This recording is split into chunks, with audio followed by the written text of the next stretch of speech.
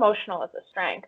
It's just that, like, for instance, if like you'd never like having 69% feeling, that's not a bad thing. That's actually pretty cool because that means like you're feeling things that some people are just numbing out, right? Not to say that someone's bad if they're not in feeling. I'm just saying like that's strength. Like you don't need that to change. Sometimes people come to me and they say like, oh, I just have to stop being emotional. It's probably more like if someone's 69% feeling and they're like 50% and they're more on the assertive side than turbulent, assertive people take control of their emotions. They don't feel less. They don't, they feel more confident in their emotions and whatnot. So really the goal is never to be less.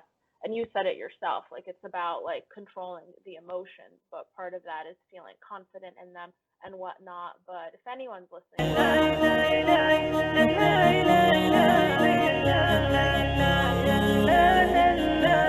welcome to the Purposeful Fitness with Coach Ola, where I dive in deeper into holistic health and fitness topics that would help you stay inspired, motivated, and dedicated to living a purposeful fit life while pursuing for the Akhirah.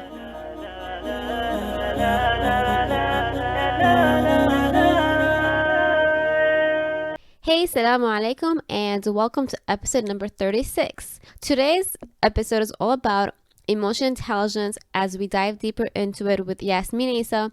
And I'm a fan of this episode because it really is important for us, both men and women, to understand our emotions, to understand how to cope with it, because it is super important when it comes to our workouts, and you will find out how it can impact our fitness journey. Our guest for today is Yasmin Essa, who is a board-certified health coach who helps individuals and families introduce and sustain healthy habits for the sake of Allah SWT. She draws inspiration from psychology, nutrition, fitness, Islam, personal development, and neuroscience. She holds an undergraduate business degree in the marketing and management from Montclair State University and a holistic health coaching certification from the Institute for Integrative Nutrition. She is a board certified by the American Association of Drugless practitioners. She left a successful career in healthcare marketing in 2012 to pursue this work full time. Through her private practice, Wellness with Yasmin, she works globally with various clients one-on-one and teaches classes online through her academy, Glow Academy. She primarily works with women, but also regularly works with families, including men and teenagers. She has helped guide clients reach results such as improving blood work results, improving their emotional health, reaching goals, developing consistent habits, losing weight, fat loss, managing and healing eating disorders, managing and healing anxiety and depression holistically, establishing personalized fitness regimes, improving thyroid levels, managing food allergies and sensitivities, building and improving business practices, having more energized Ramadan, reducing inflammation, improve family communication, reducing muscular and joint pain, to name a few. She is definitely my first ever business coach, and I'm so excited to have her on. So today's episode is going to talk about the importance of a business and health coaching when it comes within the Muslim communities, why it's important to invest in ourselves and how to invest in ourselves, not just with money, but also with time. And why is emotional intelligence testing very important for us? And then we talk about different tests that she recommends. And we talked about how can someone be an optimal versus perfectionist in our own health journey. We talked about, again, emotional intelligence, and of course, so much more. So let's get started. Welcome to the show, Coach Yasmin. How are you today? Assalamu alaikum, Ola. I'm good, alhamdulillah. How are you doing? Wa alaikum salam, alhamdulillah. So Yasmin, tell us a little bit about yourself and what you currently do. Sure. So by profession, I'm a board certified holistic health coach, and basically what that means is I help people with lifestyle changes, train to focus on optimal mental, spiritual, and physical health. And I'm trained in things like nutrition and psychology and fitness. And in my work, I work with individuals, families. And to kind of summarize it, I work on a lot of different topics, but it's really about, at the end of the day, a holistic approach is finding the root cause, looking at the individual as a whole, and also giving very bio-individual coaching, which basically means that everyone needs something different. And I'm the founder of Wellness with Yasmin. That's my practice where I work with individuals. And people could learn more at my website, which is wellnessyasmin.com. Yes, and I call her Coach Yasmin, you guys, because she's technically still my coach in a way. So she was my business coach in 2018, but I'm still a part of her Wellness Academy. So that's why I'm like, Coach Yasmin is on. Alhamdulillah. And that's awesome. Alhamdulillah. So as a business and a health coach and being a Muslim, what do you say to those who are struggling to find their voice in serving the Muslim communities, like me, like myself? Yeah, absolutely. So I'll give my thoughts on this, and I think I'm obviously going to answer this specific to the Muslim community, but I think this also can apply, if someone's listening, I'm sure you have listeners sometimes that come from various faiths or whatnot, but regardless, it could apply to any sort of community, because I feel like sometimes just once you get in a community, each community has their own identities and their own issues and things like that. So I kind of broke it down into 5 main things that could help with this. One is understand that everyone is different. So even when you're serving a community, all those people in the community, in this case, the Muslim community, they're all joined in terms of their faith. At the same time, though, that doesn't mean that everyone is exactly the same. Actually, you're going to find a variety of different people within the Muslim community, and it's just important to recognize that. And then on top of that, it's important to understand that everyone's going to think differently, even if they do share, similar belief systems. I'd also say that it's important to think for yourself. If you're familiar with the concept of groupthink, it's the idea that sometimes when we are in a group setting, like if someone's listening and they've been to college, I'm sure you've done like some kind of group project, which is kind of good or bad depending on if you're the helpful person in the group or someone who doesn't really help in the group. But the idea here is sometimes in a group setting, people might just agree, even though they wouldn't do that individually. So it's important to think for yourself. 3 is focus on what unites us. There is so much that unites us. A lot of times there's this drama and disconnection and disunity, and it tends to focus on issues that I'm not going to say aren't important, because they are, but like there's so much that connects us. And I think it's important, going back to number 1, that people get comfortable with the fact that there's differences. This one's really, I think, one of the most important ones. I think they're all important, but really important to your question. And it's to not get so easily discouraged whenever you're trailblazing, which basically means like doing something new, or even if you're doing something that has been around for a while, or you're trying to bring something to a community, people are going to have resistance because people are used to what they're used to, and that doesn't, in order to succeed, we have to be okay with failing. And I think because in this like social media world, a lot of times people share their wins and not necessarily the struggles, which is okay. People forget that like things take time and things sometimes don't work out. So getting discouraged, it's okay to be sad. I think we're talking about emotions later, so it's really good to like acknowledge if you're sad, but just not to get discouraged. And then also recognize how amazing the Ummah is. Like literally, there's so many amazing things happening now. When I remember back to like, my own teen years or something like that, there weren't like youth groups at the masjid. There weren't like all these huge conventions. There weren't all these awesome influencers online. There wasn't all of these resources, and there's all these institutions now and things like that. So even though there's so much that's, we can sit here all day talking about problems within the Ummah, which I'm not pretending they don't exist and do, there's really so much good stuff, and we have to remember that Muslims are human just like everyone else. And that means they're not perfect. So it's important that we focus on the good. Not in like a toxic positivity way, which basically means like ignoring the fact that there's bad, but just on the fact of just reminding ourselves to look at it, balance the good and the bad. That's kind of my thoughts on that.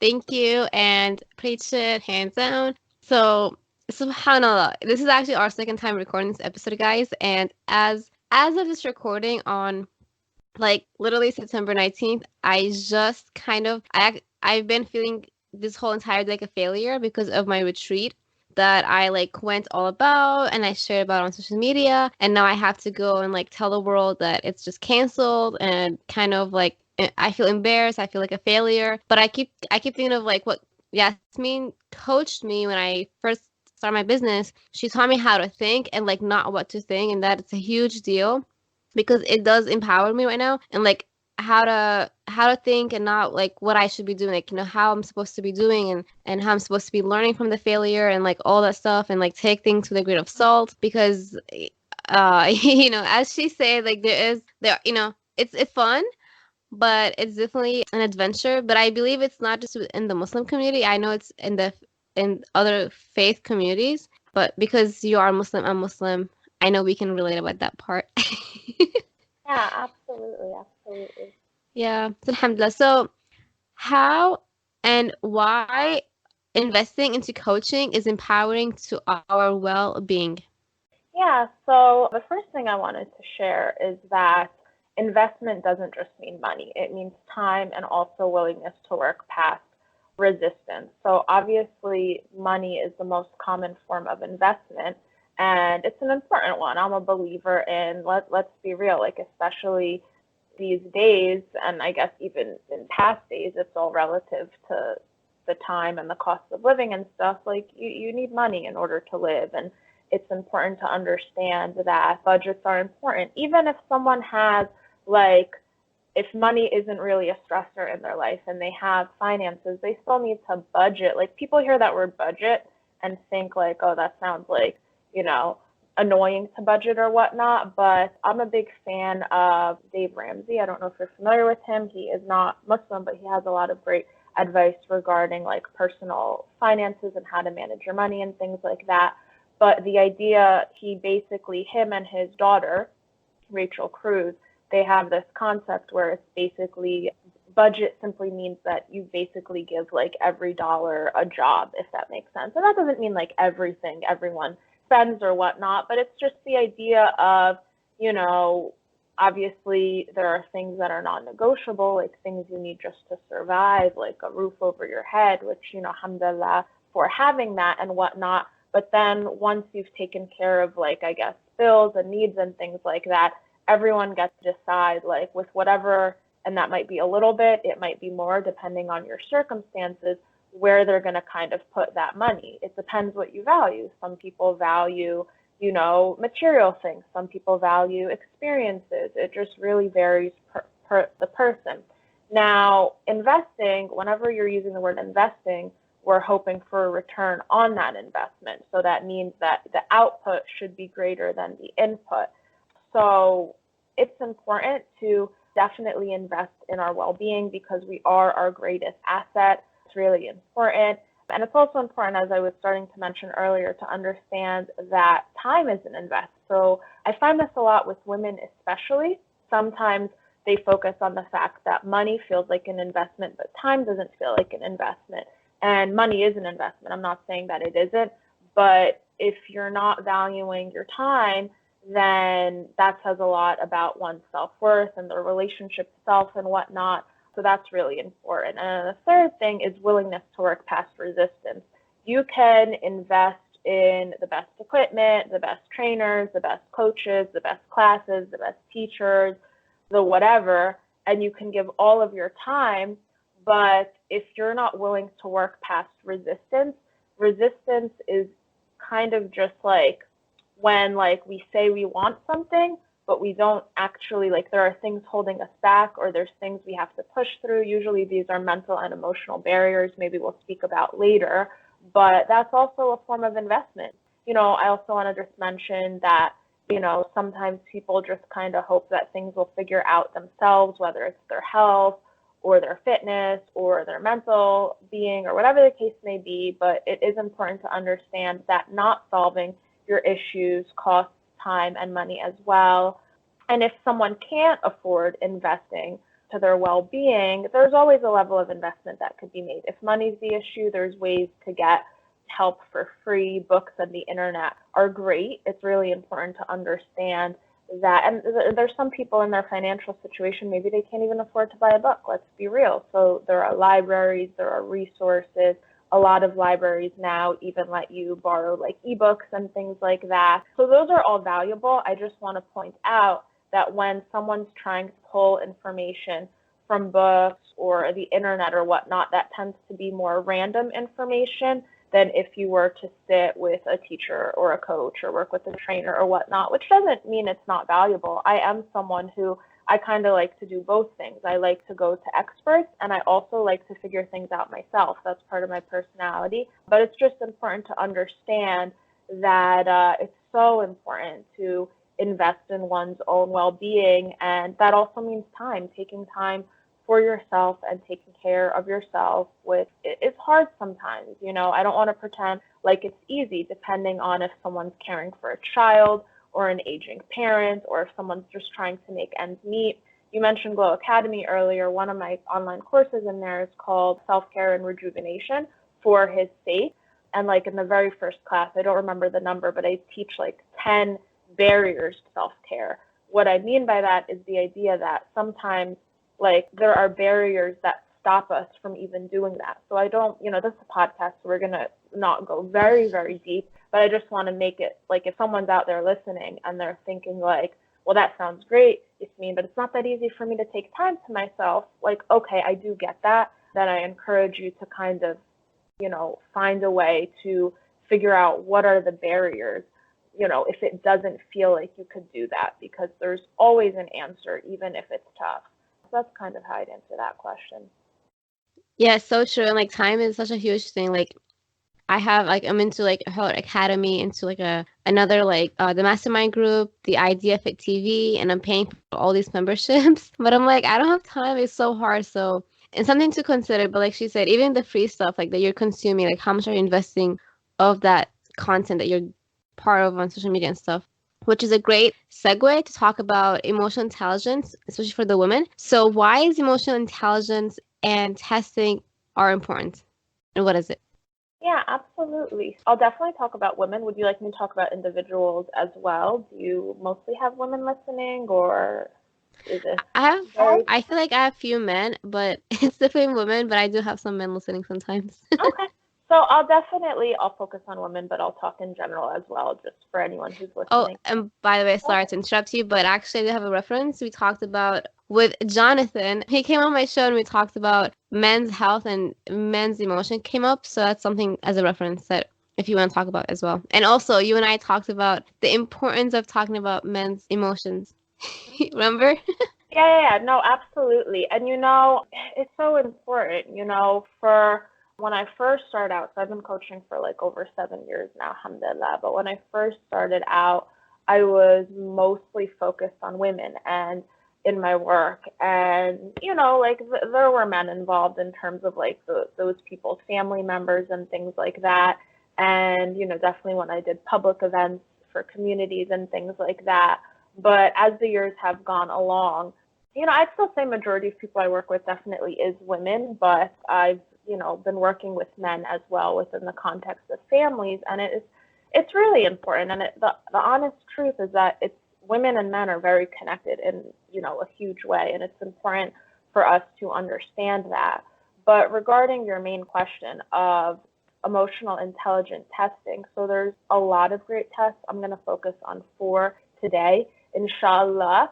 I just want to point out that these are not like, it's not like you take these and like they're gonna fix your life. Like it's just information. So it's what you do with it. I think everyone really owes it to themselves to understand themselves at an emotional intelligence level.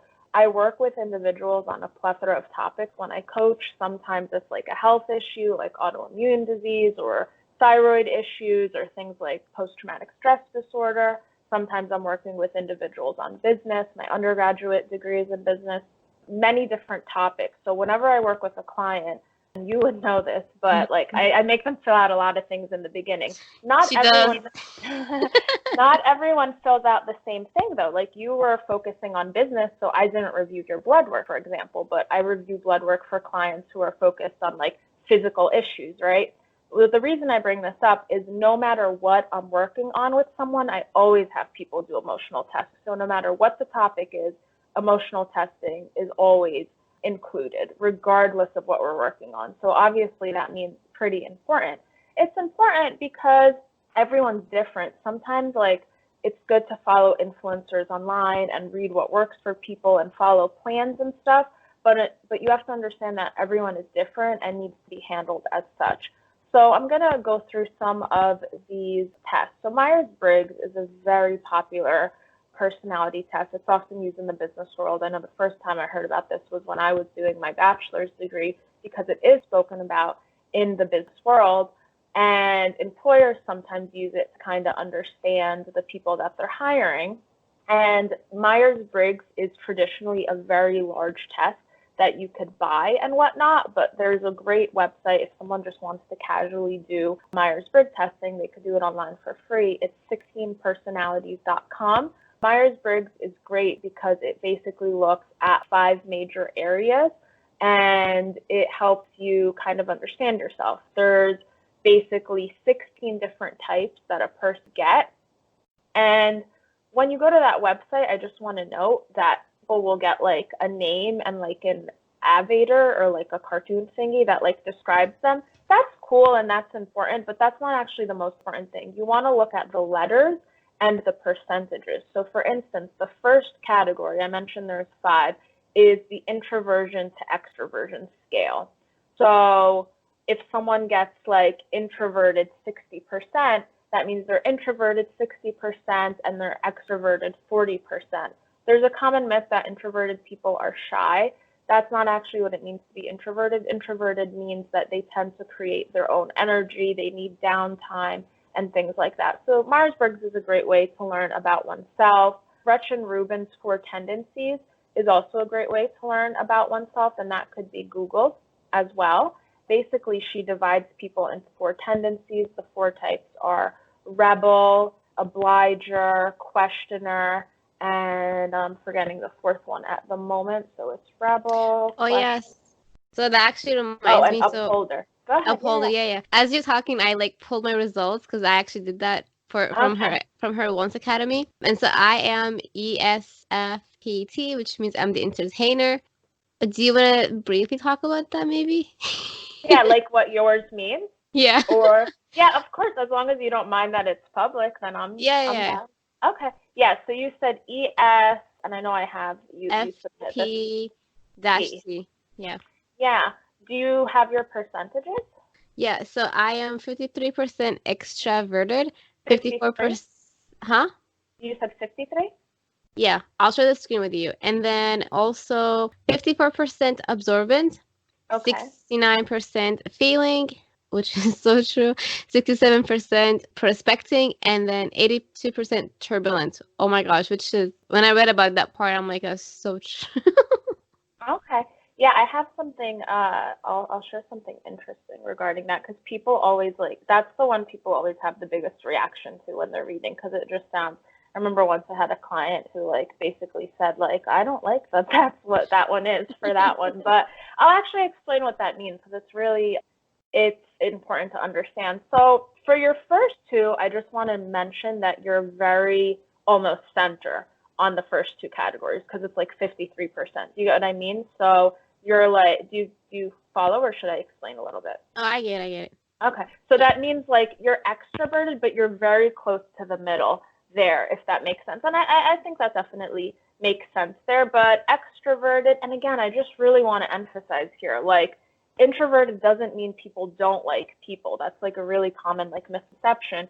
It just simply means that, usually introverts just need a little bit more downtime after social gatherings and things like that, but you're very much in the middle there. So that probably means that you enjoy people's company and you enjoy being in, places with people and whatnot, but you probably also enjoy your solitude and stuff. And I know that to be true, because I know you like to bike and do cool things and, swim and take time to yourself. So you're kind of in the middle there.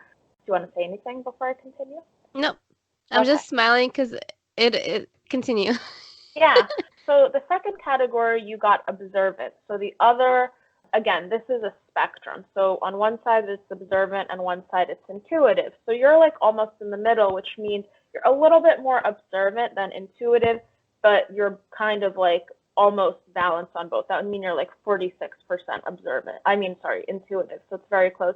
Intuitive people tend to get a lot of information internally, and they tend to focus a lot on the future. Observant people tend to focus on like the present moment.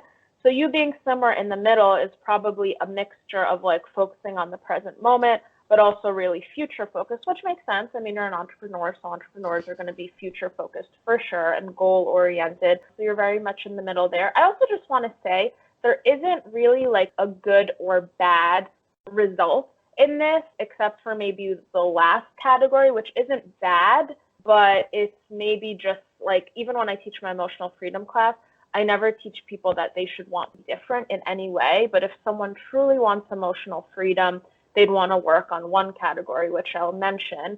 Feeling, it's either feeling or thinking. So 69%, that doesn't mean that if someone has feeling that they don't think. Like, duh, of course they think. It's just that more of their decisions are going to be powered by emotions, and they like their emotions are important to them and whatnot, so that's what feeling is.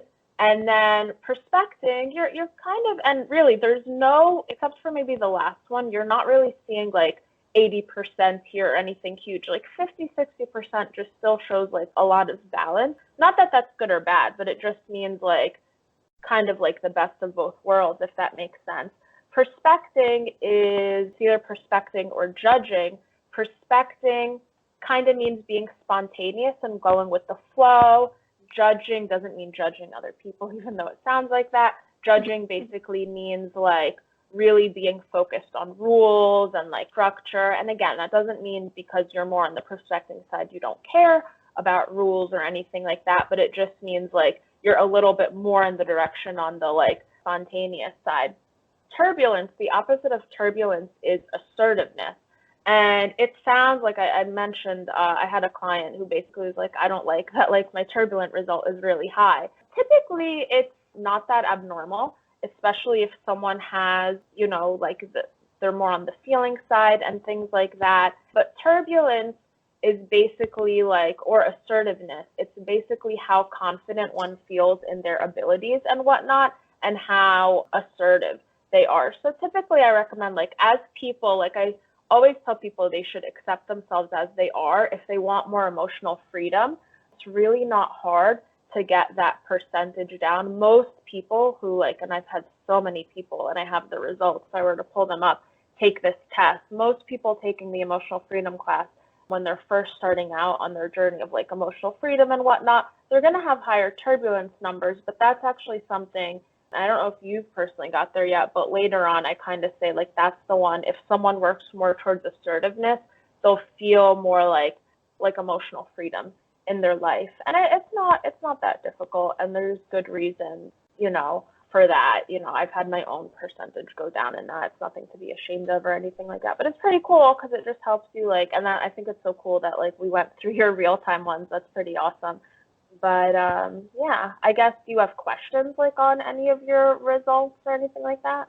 Not necessarily, but I just want to emphasize how it is actually important to know, because she said I am a very emotional person. I've talked to a lot of women who tell me like I'm also having a hard time controlling my emotions or not letting my emotions get in my way.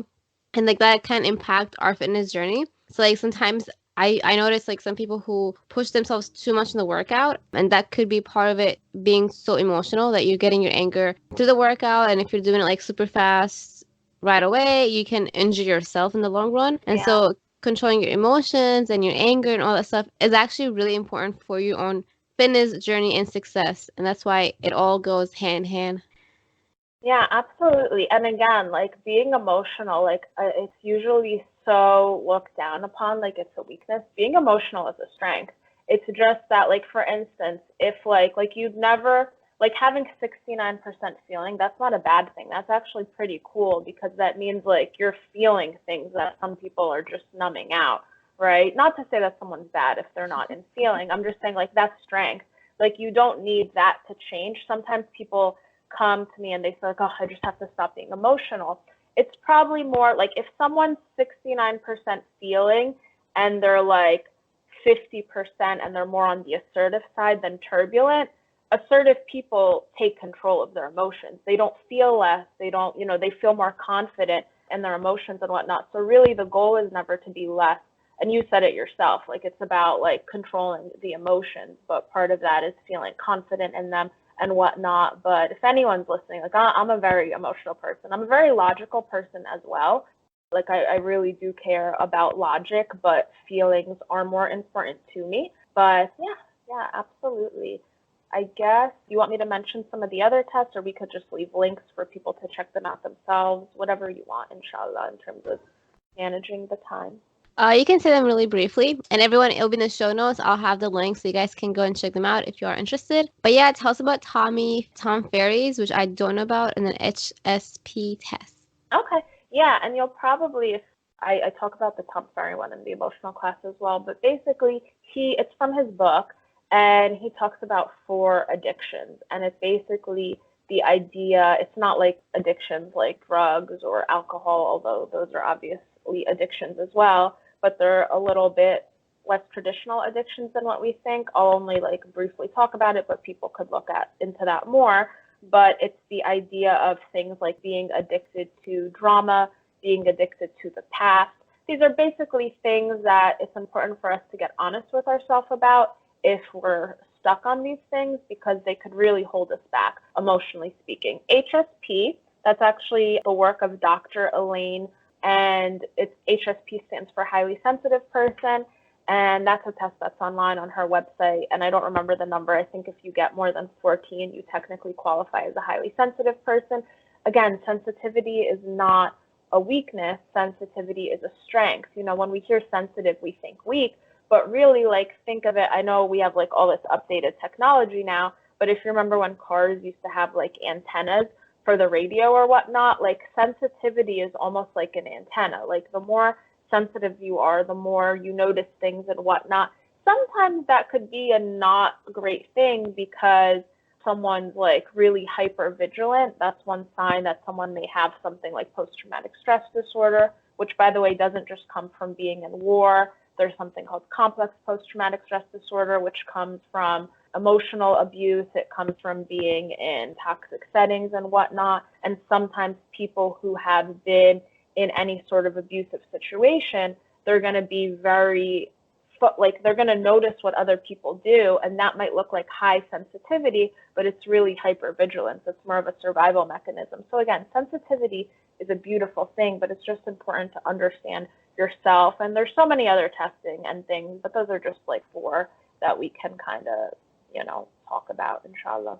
Is that in your academy? Because I started the sensitive class in your one's academy. I haven't finished it yet, and so I don't remember if it was there.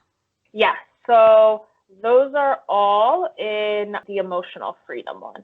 But then there's other testing, and actually the emotional freedom I taught live back in I think 2016 or 15. I can't remember the year off the top of my head, but I actually have been planning like an advanced emotional freedom. So there's other tests as well, but Tom Ferry is definitely in there. Pretty sure HSP is in there as well. I could double check, but I'm pretty positive. And actually, Tom Ferry's comes from his book. There's not actually, so if someone wanted to look at that, I think there's an article online. If someone just Googles that, they could find it, but there's not like a quiz you could do online. I made in the emotional freedom class, there's like a homework assignment, a Google Doc where like I quote his book and like I have people reflect on the 4 addictions. But yeah, that is in, I think that's in class 2. I think so. If not, it's going to be 3. But yes, it's in there, inshallah. And I know you mentioned like you're part of all these things. Sometimes it's hard to find time. I hear you. We can only do, usually it helps for us to find ways to like make time or whatnot. But I hear you. I even, we all have limited time. But yes, that's in there. So as a follow-up question, then how can being optimal versus perfectionist help us with our health journey? Sure. So there's this guy named Brian Johnson, and he talks about the idea of being an optimalist. I really recommend, if this is a topic, if perfectionism is a topic for any listeners listening right now, I really recommend that you listen to his YouTube video on this topic. and I think it's like 7 minutes or something, so it's not that long. He basically says how like being a perfectionist, like if you identify as being a perfectionist or someone who procrastinates or someone who has trouble getting started or even someone who has trouble in the process, you can reframe your mind to think of yourself as an optimalist, not an optimist. Being an optimist and looking at the positive is good too, but that isn't what we're talking about. We're talking about being an optimalist. Excuse me, I think he's the one who created this word, but it's so important to me whenever I share someone else's idea. I create a lot of my own ideas, but I think it's important in this digital world for people to share where they got their ideas from and whatnot, especially if it's someone else's. So being an optimalist is like best case scenario. So when someone's a perfectionist, they are trying to be something that doesn't exist, because as humans we cannot be perfect. Only Allah SWT could be perfect. Only God is perfect. So if we aim for something that does not even exist, we're going to fail. However, being an optimalist means getting the best you can out of that situation. Sometimes it's a biased thought that perfectionists have, that if you don't do things perfectly, they're going to be sloppy. So what's the point? But you don't have to have this all or nothing mentality. This black and white thinking is not it's inaccurate, biased thinking. Instead, if we focus on optimalism, we're focusing on what is the best possible outcome I could have that is actually realistic. And that helps with our health journey, because I'm sure you see this as a personal trainer, and I've definitely, I've seen it in my personal training days, I've seen it in my health coaching days, but sometimes people want I'm a believer that you could accomplish anything you want. I don't like putting limits on people, but at the same time, some things are just not realistic. For instance, I remember many years ago being reached out by someone who was asking how do I lose I don't even remember the number, but 20 pounds in a week or something, or is that possible? And someone else I knew at the time heard this, and they said it was kind of like a messed up response in my opinion, but it's a little funny too. I'll say it just for funny aspect, but they're you could chop a leg off or something, how, it's not really possible to lose that much. The problem is we live in a society of quick fads. If we're talking about something like weight loss, not all weight loss is equal. So fat loss is not the same as water loss. So sometimes celebrities go on crash diets and they lose a lot in 1 week or a couple of days. They're going to be losing muscle and water because fat loss takes time. So having an optimal mindset regarding the health journey is basically understanding that it's a one step at a time process, and it's not about perfectionism. I like that a lot, and it's so true, because like I said, with the workouts, you don't want to make it a perfect workout, but you want to focus on an optimal workout, a functional workout, and get the most out of it. And so I know we kind of jumped back and forth, but going back to the emotional intelligence topic, can you tell us how is that important, and a little bit more on understanding our emotional? Yeah, absolutely. So emotional intelligence is a really big topic. And so we'll go in depth, and then I guess if you have follow-up questions, I'll explain. But people should think of this almost as intelligence that they could use, information that they could use. It really just is a way to live an even better life, to improve the quality of your life, because people say things like, oh, women are emotional, men aren't emotional. That's not even true, really. People say women overact, men don't overact. That's not true either. It's just, those are societal things that are taught to us, but they're not true. Let's say you get the most, and this is just a stereotype, but I'm just using it to bring a point across. Let's say you get the traditional tough masculine man who loves sports and doesn't show his emotions, blah blah blah, and he's watching a sports game that means so much to him, and you turn off that channel while he's watching the game, and they'll freak out, So I'm just saying people get emotional over things they care about. So typically empathy is a big thing. Men and women both have the capacity to be empathetic. Unfortunately, a lot of times, men have been taught that that's weakness and whatnot, but it's actually not. And if we look at our example of our Prophet Muhammad sallallahu alaihi wasallam, we see that that is the biggest strength. So let's start off by talking about empathy. Empathy is the ability to basically put yourself in someone else's shoes, feel what other people are feeling. It's important because one big thing in emotional intelligence is understanding the world just doesn't revolve around us. So I'm going to actually skip to number 4, and then I'll go back to number 2 in terms of the things I wrote down for this question. There's a difference between personal emotional intelligence and relational emotional intelligence. There's a difference between personal self-development and relational self-development. I know a lot of people who love, they tell me, because this is like my line of work, they love self-help section in like Barnes and Noble. They love like personal development books. And like, I've always loved those things. So that's all really important. But the thing is that it's not just about us. Like, there's a big difference. Like, you can work on yourself. You could work on your own health and fitness goals. You can work on your own career goals, whatever the case may be. And that's really important. But at the end of the day, if you don't learn relational emotional intelligence, how to interact with individuals, especially individuals that maybe you butt heads with or people that are different than you, or even like family is a huge one because, people sometimes struggle the most because unfortunately for a lot of reasons, sometimes people treat people outside of their family a lot better than their family because family settings, it's really easy for toxicity to come in there because is it because people care about their family less? No, typically it's because people care more about their family, but it's not the right way of caring. It's because there's a comfort level. When you feel there's some things that some people would do to the people closest to them because they feel comfortable enough to do it. But does that mean that's right? No, we listen to our Prophet, sallallahu alaihi wasallam, and he basically said, the best of you are those who are the best to your family, and I am the best to my family. And I think that that's so important. I think in this world where we have social media, and that's a great thing, by the way. Like, literally, we wouldn't even be having this conversation if that didn't exist. I wouldn't get to work with so many cool people if that didn't exist. So it's great, but we really need to focus on our private lives more than our public lives. That's really important. And also understanding how to relate to other people, how to identify what triggers us. The ability to hold space for other people is a form of emotional intelligence. Sometimes when the people closest to us are going through something hard, it's hard for us to see them going through that. Like, think of like a mother seeing her child suffer. Sometimes really well-intentioned parents will deny their child the ability to feel bad because they don't want to see their child feeling bad.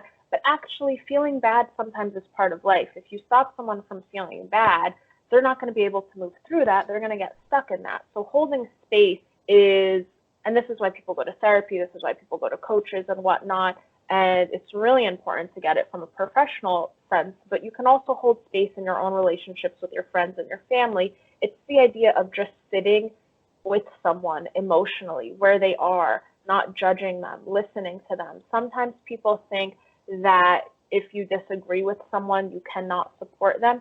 You can support someone emotionally without agreeing with them logically, right? And then also the ability to act out of consciousness versus subconscious.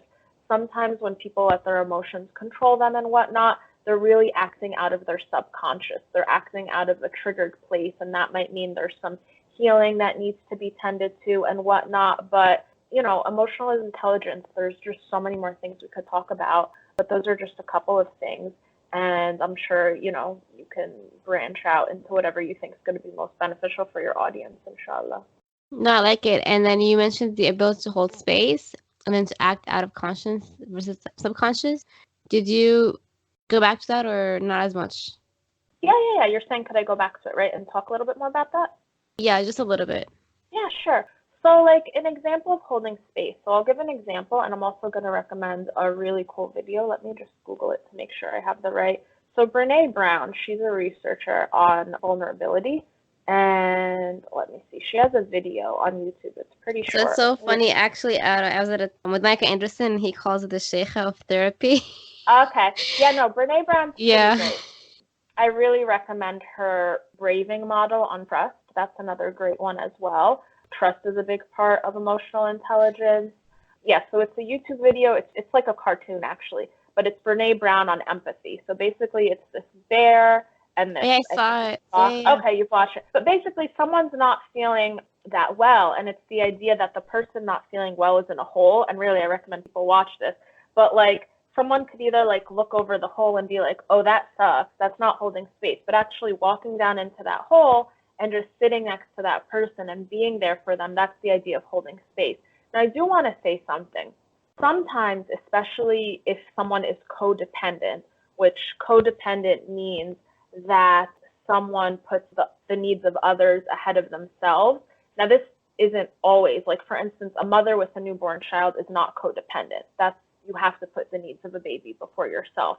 Someone who's caretaking for like a sick family member, they're not codependent. They're doing what they need to do. They're only codependent in those examples if they don't take care of themselves too, and if they don't get help. But codependency is when somebody basically, like their emotional space is very controlled by others, and they're really preoccupied with relationships. It doesn't just have to be romantic relationships. Why I mention this is because some people, empathy is never bad, but if someone is, there's this other quote, don't set yourself on fire, keep others warm. You don't want to like give all of yourself and never give back to yourself, because some people might hold space or they're always there for other people. Sometimes I see this a lot too with women, and it's with men too. I've definitely seen this with men, but sometimes some people, they're there for people who would never be there for them back. Now, it's important to understand we do things for the sake of Allah subhanahu wa ta'ala. We don't do things for people so we can get things back. That's not health either. But it is important to understand this isn't about sacrificing yourself. So if you're not in a good place yourself, that doesn't mean you can't support someone else, but you just want to acknowledge that. Sometimes when people are struggling themselves, but they're still like really addicted to like helping other people and whatnot. And by the way, I'm not saying that if you're struggling, you can't help other people. You absolutely can. You just don't want to help other people and deny the fact that you need help yourself. You need to make sure that there is a balance there, because otherwise it's really easy to get burned out. You know, that fuels more depression and things like that. But basically, the idea of holding space is like just sitting with people in the discomfort. Sometimes that's hard for people because people get defensive or they don't understand, or sometimes people get sick of people that don't feel well or whatnot. But you find that when you let people feel what they need to feel, they move out of it really quickly. Everyone knows what they need to do. Usually it's like people wanting to change people. So even in my work, I work with a lot of families, whether it's like, you know, like husband, wife, sibling and sibling, parent and child, child and parent. And sometimes I get requests where like a family member might come to me on behalf of another family member. They basically want like that family member to change or whatnot. And that's not how it works. It's about two people working together and whatnot. And just, you know, holding space is about letting someone be where they are. That doesn't mean you can't like influence people. There's a difference between influencing people and manipulating people. I talk about this in my self-care class, but holding space is just basically seeing someone and hearing someone and letting them be and just being there for them. And holding space takes a lot of emotional energy, by the way, to hear someone vent, to hear someone this or that. So when someone's really healthy and someone's in a place where they're not codependent, they could hold space without like absorbing that. Sometimes people are empathetic and their attachment style, that's like a whole other topic that if you want I could explain, but someone could also Google that. If their attachment style is not healthy, sometimes people who are emotional and can't control their emotions don't actually know how to separate their emotions from someone else's emotions. So in order to successfully hold space for someone else, it's really important to understand like what's your emotions and what's someone else's. And that's when people could really start to hold space for people in the most beautiful ways. I think you also mentioned you wanted me to talk a little bit more about the conscious versus subconscious. Do you still want me to do that? I'm happy to, but I also just realized you're probably also monitoring time and stuff like that. Yeah, can we go about it? And then we're almost close to the end. Okay, sure. Yeah, so subconscious and conscious, those are psychological words. Whenever we go through a trauma, and trauma doesn't have to be something huge, by the way. Sometimes when we hear the word trauma, we think of like murder, a fire, assault, like really extreme things, which are obvious trauma. Like, I'm not saying they're not, they are. But sometimes they could be like microaggression too, you know, being invalidated by your loved one, being minimized by a parent, being unheard by someone, you know, who you care about, feeling, you know, reaching out for help and getting rejected. Like, there's different things that could be difficult. When we're children especially, and these sorts of things happen, we build coping mechanisms. And a lot of times when people don't do the emotional work later in adulthood, they're still acting out of a place of coping mechanisms they developed in childhood. Those coping mechanisms might have been helpful when one was young and couldn't really do much for themselves, but it becomes really dysfunctional in adulthood. So it's really about healing those and finding better ways. Whenever we suppress something, so subhanAllah, like this is one of the ways that like the human body takes care of itself, and it's like a miracle from Allah SWT. Sometimes when things are really difficult for us, we might suppress emotions, which basically means like bury them deep within us and whatnot. And sometimes like if someone has a lot of suppressed emotion or a lot of things in their subconscious, this is going to come out in a lot of different ways. It'll usually come out in the form of serious addictions. It'll usually come out in chaos. It might come out in emotional turbulent outbursts. It could come out in a lot of different ways. Basically, what I'm talking about here is it's a form of emotional intelligence to move subconscious stuff into the conscious.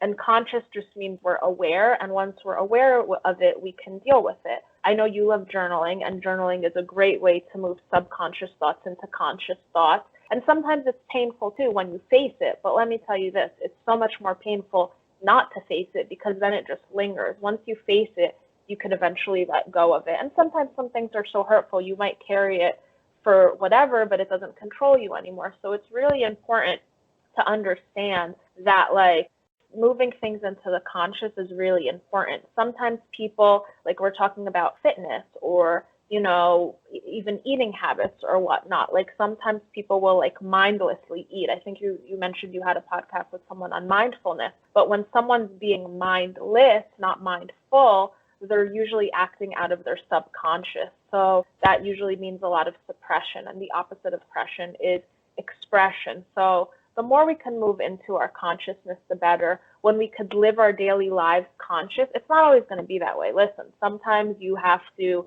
you know, get somewhere really quickly. You have to meet a deadline. You have a commute. You have stress. You have whatever the case may be. Sometimes you're going to have to be on autopilot, but it's so important that we make conscious decisions instead of just act out of our subconscious and our triggering. So it's not just about journaling or writing about the past. It's also about like right here in this moment, like, are you living consciously? That doesn't mean perfectly. It just means like, are you actually making decisions consciously of what you want to do? So that's, you know, related to emotional intelligence.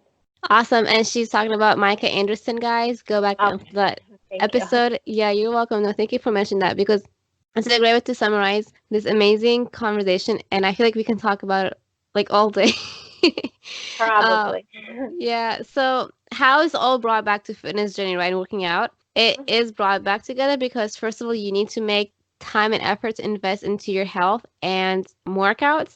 And why is it? It is important to know your emotion, how to manage your emotions and about your emotions. Like I said before, if you are like me, a person who still deal with anger issues and stuff like that, sometimes if you don't control it properly, it can lead into either like trouble at home, or it could lead to like injuring your body by pushing yourself to like past your limits at a workout, and that is not good for your body, and of course your mind, and eventually your soul. So you guys can dive into depth with all these amazing topics, I'm telling you, with Wellness with Yasmin Academy. And so, Coach Yasmin, where can we stay in contact with you and sign up if are interested?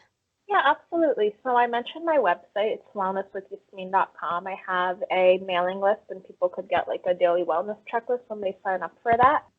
There's also, if someone wants like a sample of some of my classes, I'm just double checking here. I think it's wellnesswithyasmin.com/sample. I'm on social media, so on Instagram, I'm at Yasmin Essa, YASMINESSA. Facebook, it's Wellness with Yasmin. I could be emailed through my website. There's a contact form, again, at wellnesswithyasmin.com. You know, I'm sure there'll be links in the show notes, inshallah, but yes, that is how people could find me. And yeah, you're right that it relates to fitness and all of that. And, you know, the problem's never like anger. Anger is a good thing if it's properly communicated and whatnot. But yep, that's where I could be found. Coach Yasmin, tell us about your podcast really briefly, and so we can also stay tuned with you. Absolutely. So it could be found on all the major podcast platforms, and it's just the Yasmin Essa podcast. And so far, there's been one season on there from last year, and there's several interviews with a lot of great individuals. There'll be some more, inshallah, so people could subscribe. It's on iTunes, it's on Spotify, it's on Stitcher. I believe it's also on iHeartRadio, if I'm not mistaken. But regardless, people could find it, and it's the Yasmin Essa podcast. So YASMINESSA. Awesome. So you guys can also stay tuned with her. Thank you so much for your time, and have a wonderful day. Thank you. Assalamu alaikum. Thank you for tuning in.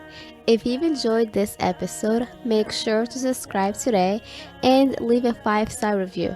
You can also screenshot and share this episode with a family or a friend. Be strong, be fit for Akhirah.